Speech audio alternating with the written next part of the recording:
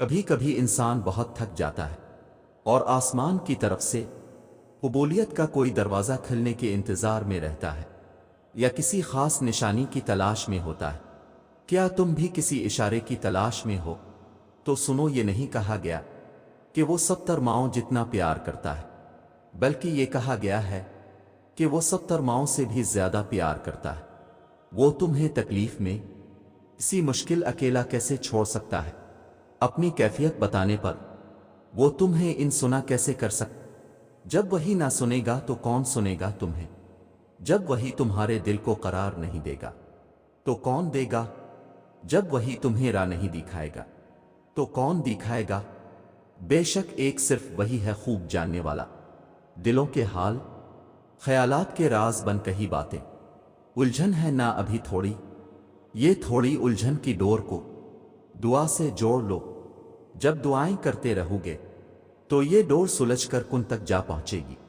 وہ تو چاہتا ہے کہ میرا بندہ الجھنے بتائے مجھے اور مجھ سے بات کر کے سلجھائے اس سے۔ یاد رکھو، ہماری زندگی میں آنے والی اور ہونے والی ہر چیز میں اللہ کی مصلحت ہے۔ کسی کا زندگی میں آنا چلے جانا، راتوں کو اٹھ اٹھ کر رونا، چین کی نیند سو جانا، ایک لمحے میں ہزاروں یادوں کا بننا اور اگلے ہی لمحے میں ان تمام یادوں کا بکھر جانا، یہ سب اللہ کی رضا سے ہے۔ اللہ جانتا ہے کہ میرا یہ بندہ میری جانب ایک آواز پہ آ جائے گا اور اس بندے کو مجھے تھوڑی سختی سے اپنی طرف لانا ہوگا۔ کبھی وہ ہمیں زندگی کی ایسی حقیقتوں سے ملواتا ہے کہ ہم ٹوٹ جاتے ہیں، پھر اس کی طرف بھاگے چلے جاتے ہیں، ٹھوکر پہ ٹھوکر اور بار بار گرنا۔ یہ چوٹیں پھر اللہ تک لے کر جاتی ہے، اور لے جائیں بھی کیوں نہ، اس کی دسترس میں ہی تو بس ہر زخم کا مرہم ہے۔ سنو، تمہاری تڑپ دیکھ کر تقدیر کے فیصلے بدل دیے جاتے ہیں اور تم مایوس ہوئے بیٹھے ہو کہ میرے ہاتھ خالی ہیں۔ تمہارے پاس تو ایک تحفہ ہے جو کہ دعا ہے۔ جب ناممکن حالات کے باوجود تم دعا کرنا نہیں چھوڑتے، جب تم اللہ پر کامل یقین رکھتے ہوئے دعائیں کرتے رہتے ہو، تو اللہ تمہارے لیے وسیلہ بنا دیتا ہے۔ دل بے چین پر اسے ہی تو پکارا جاتا ہے، چین وہیں تو پڑتا ہے۔ تم سناتے رہو گے تو وہ سنتا رہے گا، کرم کرتا رہے گا۔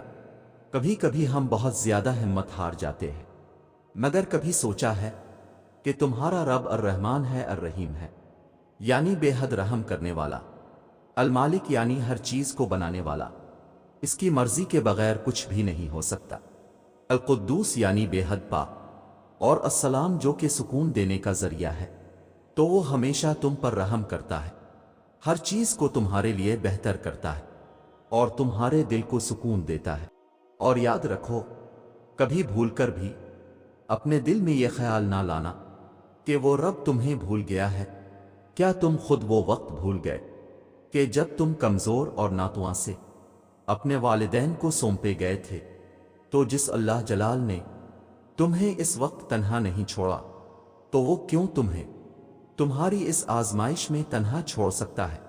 وہ تو ہر پل ہر گھڑی تم پر اپنی نگاہیں کیے ہوئے ہے، پھر آخر تم کیوں اس قدر مایوس ہو؟ تمہارے نصیب میں لکھا وہ سب ہر حال میں تمہیں مل کر ہی رہے گا۔ بس یہ کچھ آزمائشیں، ان آزمائشوں سے منسلک وقتی تکالف، ان تکالفوں سے بہتے اشک، ان اشکوں سے بڑے ہاتھوں کا رب کریم کے حضور دعاگو ہو جانا تو محض ایک بہانہ ہے۔ اصل تو اس کا تمہیں اپنے قرب الفت کا مزہ چکھنا ہے۔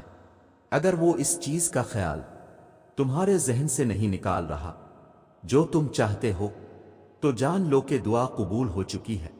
یہ ذرا سی دیری تو بس ملاقات کا بہانے ہے۔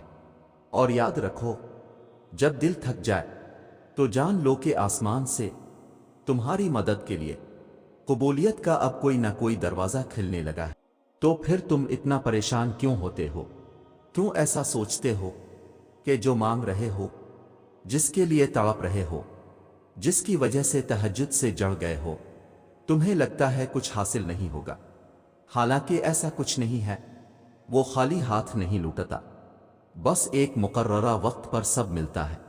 اس نے جو لکھا ہے وہ تمہارے حق میں بہترین لکھا ہے۔ یقین رکھو، صبر کرو اور انتظار طویل کر دو۔ شکر کرو، وہ یقین نہیں توڑے گا، دل کا سکون بھی دے گا، دعا بھی قبول کرے گا۔ سنو، وہ اللہ ہے، کسی بھی وقت معجزے بھیج سکتا ہے۔ مایوس وہ ہوتے ہیں جن کو رب پر یقین نہیں ہوتا، مایوس وہ ہوتے ہیں جن کا ایمان کمزور ہوتا ہے، مایوس وہ ہوتے ہیں جو ڈر جاتے ہیں دنیا سے۔ سنو، تم ایسے لوگوں میں شامل نہ ہونا۔ ہمیشہ اس بات کو یاد رکھنا، تمہاری مصیبتوں سے تمہارا رب بہت بڑا ہے۔ سنو، تم خاص ہو، اس لیے تمہیں لوگوں کے لیے نہیں چھوڑ دیا، بلکہ درد دے کر اپنے در پر جھکا لیا۔ وہ جانتا ہے تمہاری ہر تکلیف کو، ہر غم کو، وہ واقف ہے تمہاری بے بسی سے، تمہارا لوگوں کے رویوں سے تھکنا، رونا، وہ سب جانتا ہے۔ سنو، تم خاص ہو، تمہارا رب تمہارے بہت قریب ہے۔